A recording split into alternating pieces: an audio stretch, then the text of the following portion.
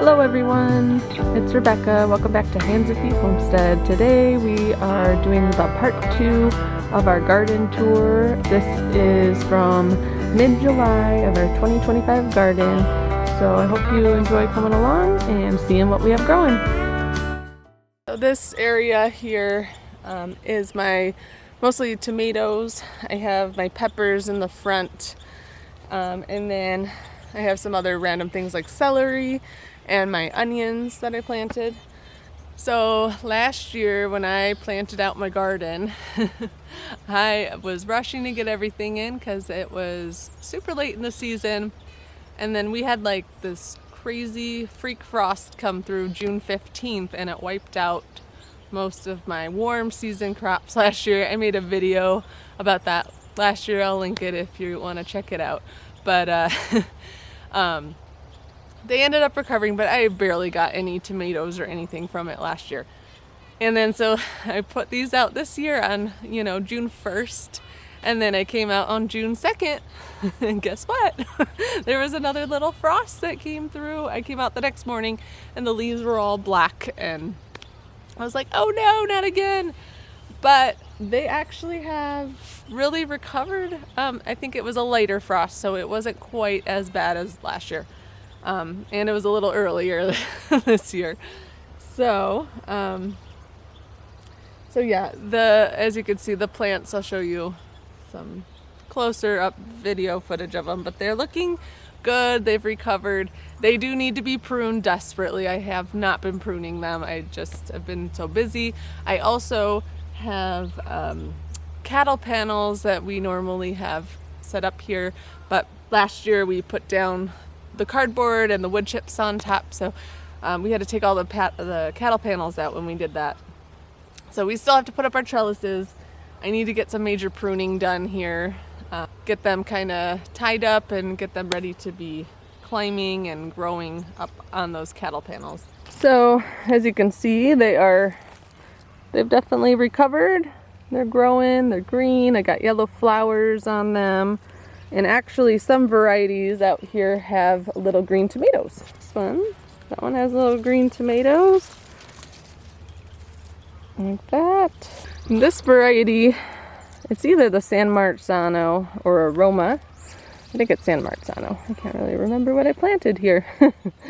But yeah, we got little green tomatoes on that one. So that is exciting. I'm hoping to get a better harvest this year.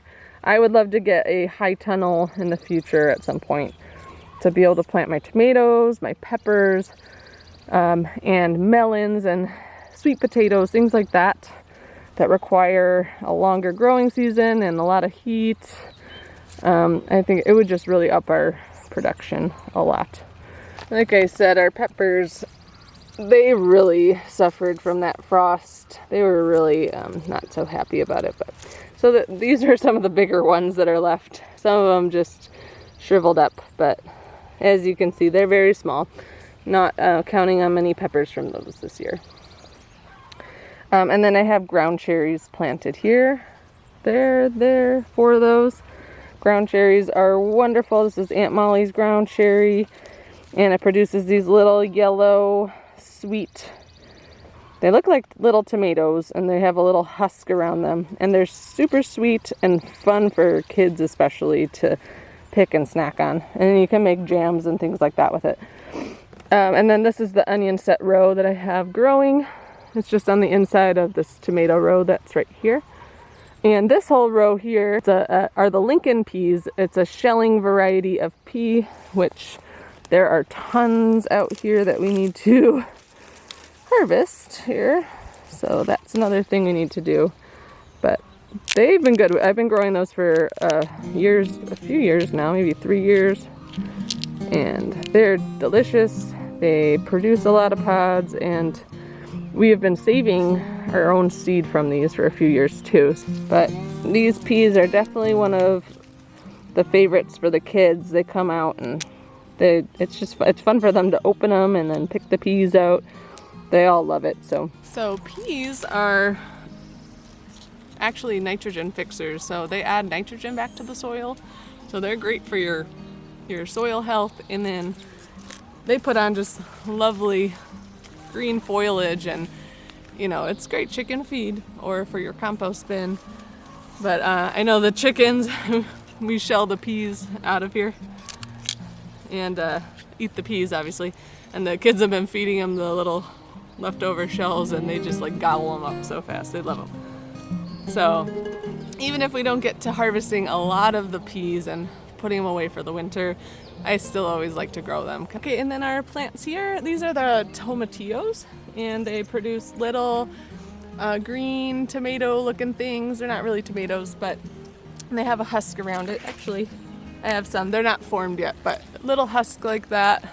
And you know they're ready when the green tomato is full and the husk is kind of bursting out of the husk. I have 5 plants here, which is plenty for making salsa. They produce so much, and I absolutely love them. I harvest those and I can those using the ball canning recipe for them, and we love them. We still have a bunch of jars. I did a whole bunch a few years ago, and we're still working our way through those. But we're almost out of it, so I'm hoping to get a good harvest on these again this year and get those canned up to have some more salsa.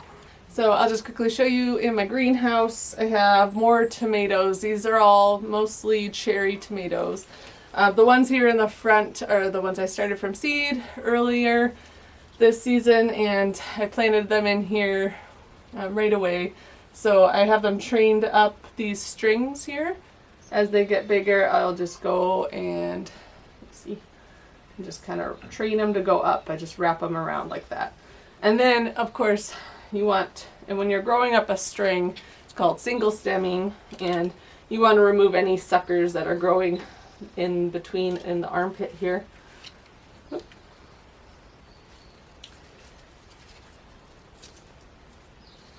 it's best to try to catch them when they're smaller before they get really big, so your plant isn't putting all this energy into something that it doesn't need to be concentrating on, and it can concentrate on growing up and producing more fruit on the vine here. Okay, so behind me here is where I plant my winter squash and pumpkins. So I just have them planted here, and they have a lot of room to just sprawl out. And then I always put on this far back row here, that's the north side of my garden, I have all of my sunflowers planted there. So most of them are an autumn beauty. I think I planted some different ones this year. I don't remember, but I usually do autumn beauty. I love those. And they start producing flowers, and they just keep going and producing more and more. It's not just like the one head and then they're done. But they have beautiful different colors, and just like all different fall colors, and they're so beautiful. Sunflowers are one of my favorite things to grow in the garden. They bring so much joy. So here are some of my winter squash and pumpkin. Let's see. Oh, this is the sweet meat. That's a sweet meat pumpkin. It's a gray pumpkin, and I grew that a few years ago, and I made a video about that actually. I did a pumpkin variety comparison video. I can also link that below if you want to check out different varieties. I had grown a few different varieties of pumpkins, and that were good for pies and things like that, and canning and all those things. And sweet meat was one of them. I only got one pumpkin. That was our favorite pumpkin as far as taste goes, and it did last in storage a long time. So I'm trying it again. I'm hoping I get more than just one. Another one we did was Gerardelle. I can't remember if I had seed for that this year. I might have planted that again. I would if I did have the seed for it. I lose my tags a lot in here. I have 3 little ones, and sometimes the tags go missing. But I have Winter Luxury. That's a nice orange pumpkin, but it has like a little laciness to it. That one's really good. That one produces a lot. Your sugar pie pumpkin, of course, always does well. And I did some butternut squash here as well. I've gotten good results with that too. So this is the sunflower. As I said, I have a whole row of them. And I just wanted to mention a great thing about these is they will reseed all over your garden. So like this year I had to actually start them from seed because, as I said, we put cardboard down, all that. so they didn't have anywhere to come up. We kind of smothered them all out. But normally I just let them reseed, and then I find them in the spring growing places, and then I will just dig them up and transplant them where I want them, and like in this back row here, and it works out really, really great. So it's not something you have to think about starting, you know, early or anything like that.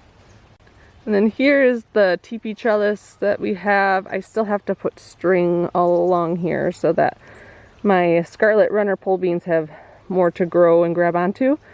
But I like to grow the scarlet runner and then some morning glory up that, and it gets covered really, really beautifully. And I think I can probably show you a picture from a previous year of it covered, and it just looks so beautiful. And these have these red, scarlet runners have these beautiful red blooms on them. That's why I like to grow them. I don't really actually care for the bean itself that it produces, so this is merely just for visual purposes. I like how they look. And this is the morning glory, and it has pretty purpley or blue flowers that grow up as well. And then just over here, we didn't put cardboard down here, so I figured it would be a good place to just put the rest of my potatoes that I have. So I have 5 rows of potatoes here, right next to my raspberries, which I know are not supposed to like each other. But funny thing is, the ones I planted over here that are closest to my raspberries are the biggest plants and the tallest. And I know there's some potatoes in there. I was hoeing and I accidentally got some, so I think they're doing well. I'm hoping we'll get a good harvest on those this year. Which brings me to my raspberry patch here. We are nearing the end here.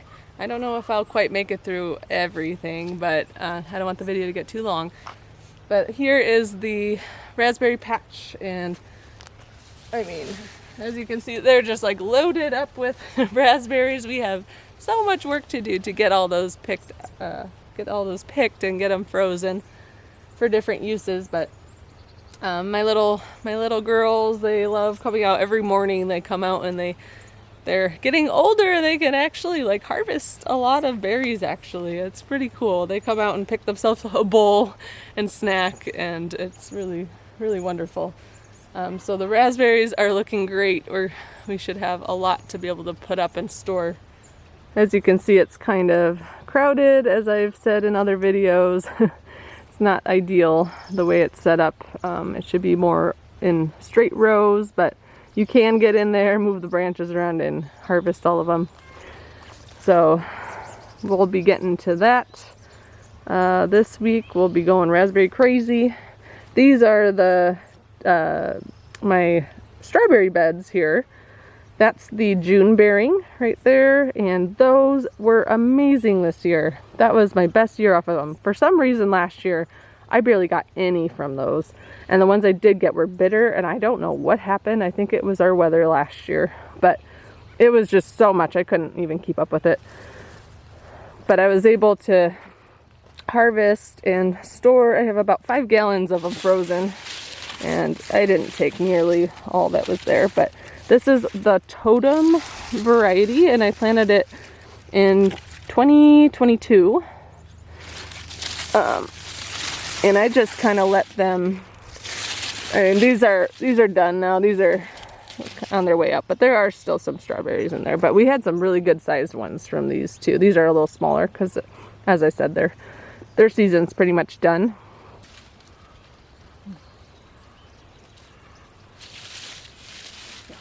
Those are so good. But as I said, I just let them sprawl here. And this is the 3rd year. So you have the original plants, and they just keep producing runners and expanding. So I kind of need to cut them off over there so they don't take over my whole garden, unless I want a whole garden of strawberry bed. The best way to maintain your strawberries, I know, is to keep them just one plant, and then they grow their runners, and then let them root in the soil, and then in the fall you can snip them off from their mother plant and transplant them somewhere else, and then that will give that original plant more energy to be able to produce huge strawberries and they just produce better when they don't have the runners attached to them anymore. That is the best way to do it if you want big fruit and make the most out of each plant. But for me personally, that just seems like way too much maintenance and work. So what I've been doing is just letting them go where they want to go. I contain them in with some row fabric on either end, kind of let it fill up the bed. And I've been getting a lot of strawberries doing it that way, and then I don't have to do anything. So I'm thinking, like for my everbearing, they're actually producing really well still. I planted those 7 years ago, and I've just let them crowd up the space over here. I've let them just go wild, and it's been overcrowded here for a long time, but they're still, you know, they're a little smaller. It's definitely overdue to start a new bed. So I think I will be starting a new, hopefully, a new everbearing bed this year. But I think I'll just keep doing what I'm doing and just every couple years just start a new bed and then let it go crazy. And then once the next bed is ready and really producing, I'll rip out the old one and just do it like that. That way I don't have to really, you know, fuss with it. There's too many other garden tests to do, and they do a good job of, you know, producing for themselves. So my daughter woke up. You want to say hi? Hi. I'm just redoing the garden tour. I'm gonna get some raspberries. Peas, all right. So back here, it's not that exciting. The back 2 rows are the snap peas we planted, and we usually have them growing up a trellis, but didn't get to it this spring, putting the trellis back up. So they're just sprawling on the ground, and we're just harvesting them and snacking on them as we please. And their season's almost over, so I'm not gonna bother putting up a trellis for them. So I have cabbages here. And then I have calendula in between each one of those. And then I also have my kale plants here. I have a whole row of those. And then those are the bush beans that we planted. This is hard to open. We got a whole couple rows of bush beans. And this row is zinnias, which are my other favorite flower to grow. They're just, I love them so much. They're beautiful. I am excited to see that they look like they are growing a little more, because when I put them in the ground and then I transplanted them, and then they just looked like they weren't doing anything. But oh, look, a little bloom will be starting soon. Yay. I usually have at the end of June, these are already starting to flower, so everything's a little bit behind this year. Planted some lavender.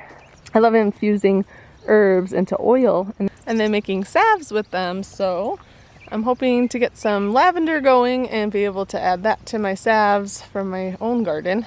And I also have a video showing you how to do that, to make your own herbal salves using comfrey and calendula, and I can also link that below if you want to check that out. Some bee balm growing. It's a great one for the pollinators. And then this area is just a bunch of perennial things.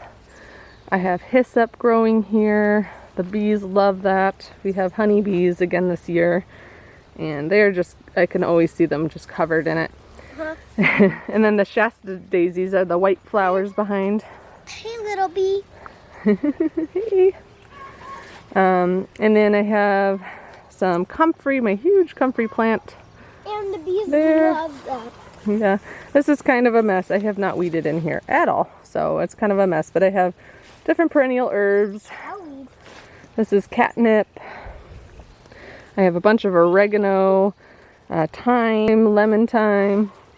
This is Korean hyssop, which is lovely for tea. Hey, weed. And makes get out of pretty here. purple flowers. I had some irises that are done blooming now, and I'm excited that I have echinacea growing here. They're about to open up and flower. Random blueberry plants that need to be out of this area. It is not sunny enough for them.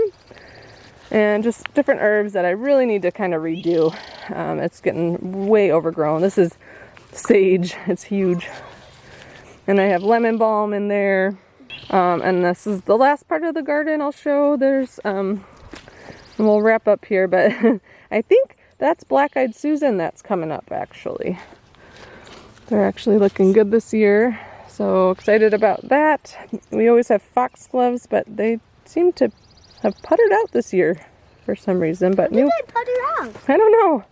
They always are growing huge and have beautiful flowers, but I see little smaller plants, so we'll get some in the future, I'm sure. But anyways, and then this is the grape trellis that I have. And as you can see, we have little grapes growing on there. So that's exciting. We'll see if they, you know, mature and all that, but this doesn't get enough sun. I need to move this and plant more, hey monkey, and plant more grape vines further that way in the orchard area. But I do love to have this here. I keep it here because I use the leaves in all my preserving. Look, Mama. For fermenting and pickling. Hi. You're so big.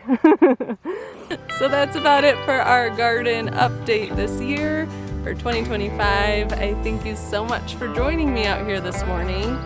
Hopefully you picked up some little tidbits along the way that'll help you with your garden or inspired you in some way. So I love hearing from you guys.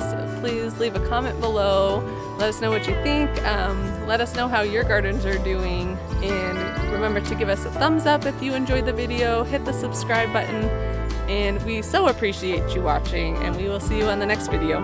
Take care and God bless.